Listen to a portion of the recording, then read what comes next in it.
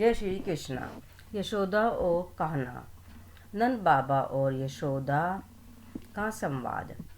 नंद बाबा चुपचाप रथ पर कान्हा के वस्त्र भक्षण की गठरी रख रहे थे। दूर उसरे में मोती की तरह शीश झुकाकर खड़ी यशोदा को देखकर कान्हा दुखी क्यों हो यशोदा, दूसरे की वस्तु पर अपना क्या अधिकार। यशोदा ने शीश उठाकर देखा। नंद बाबा की और उनकी आंखों में जल भर आया था। नंद निकट चले आए। यशोदा ने भारी स्वर से कहा, तो क्या कान्हा पर हमारा कोई अधिकार नहीं? 11 वर्षों तक हम असत्य से ही लिपट कर जीते रहे हैं।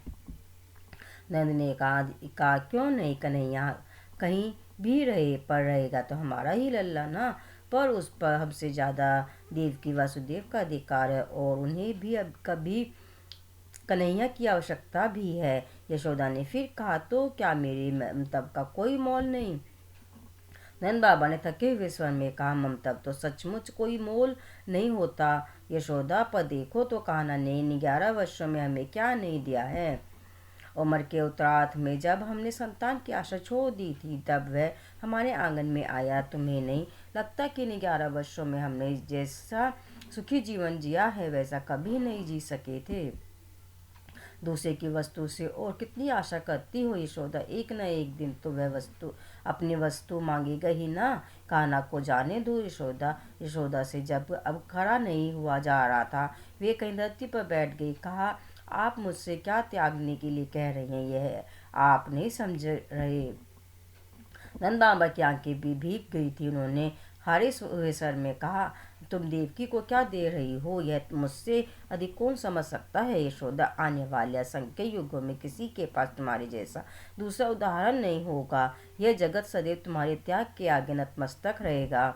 यशोदा आंचल से मुंह ढांप का घर में जाने लगी तो नंद बाबा ने कहा, अब कन्हैया तो भेज दो यशोदा, देर हो रही है। यशोदा ने आंचल को मुंह पर तेजी से दबा लिया और अस्पष्ट स्वर में कहा, एक बार उसे खिला तो लेने दीजिए, अब तो जा रहा है, कौन जाने फिर। नंद चुप हो गए। यशोदा माखन की पूरी मटकी लेकर ही बैठी थी और भावावेश में कन्हैया की ओर एकटक देखते हुए उसी से निकाल निकाल कर खिला रही थी। कन्हैया ने कहा, एक बात पूछूं मैया? यशोदा ने जैसे आवेश में ही कहा, पूछो लल्ला।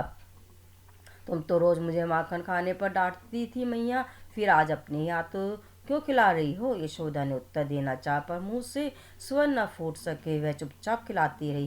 कान्हा ने पूछा, क्या सोच रही हो मैया?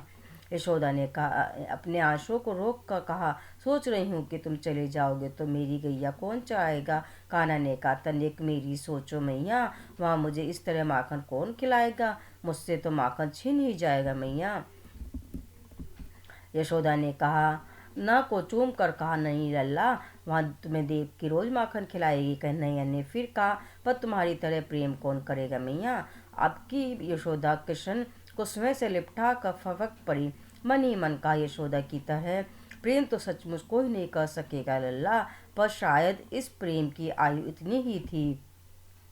कृष्ण को रथ पर बैठाकर अक्रूर के संग नंद बाबा चले तो यशोदा ने कहा, तनिक सुनिए ना, आपसे देवकी तो मिलेगी ना, उससे कह दीजिएगा लल्ला तनिक नटखट है पर कभी मारेगी नहीं। नंद बाबा ने मुंह घुमा लिया। यशोदा ने फिर कहा, कहिएगा कि मैंने लल्ला को अभी दूध से भी नहीं छुआ, हमेशा हृदय से ही लगा कर रखा है। नंद बाबा ने रथ को हाँक दिया। यशोदा ने पीछे से कहा, कह दीजिएगा कि लल्ला को माखन प्रिय है, उसको ताजा माखन खिलाती रहेगी, बासी माखन में कीड़े पड़ जाते हैं। नंद बाबा की आंखें फिर भर रही थी। उन्होंने घोड़े को तेज किया। यशोदा ने तनिक तेज स्वर में फिर कहा, कहिएगा कि बड़े कोर उसके गले में अटक जाते हैं, उसे छोटे कोर ही खिलाएगी। नंद बाबा ने घोड़े को और तेज जोर से हाँक लगाई। रथ धूल उड़ाते हुए बढ़ चला। यशोदा वहीं जमीन पर बैठ गई और फपक कर कहा, कृष्ण से भी कहिएगा कि मुझे समान रखेगा। उधर रथ में बैठे कृष्ण ने मन ही मन कहा, तुम्हें यह जगत सदैव समान रखेगा मैया, तुम्हारे बाद मेरे जीवन में जीवन बसता कहाँ है। यह था यशोदा और कान्हा का संवाद, नंद बाबा और यशोदा मैया का संवाद। जय श्री कृष्णा, जय राधे कृष्णा, जय यशोदा मैया, जय नंद बाबा।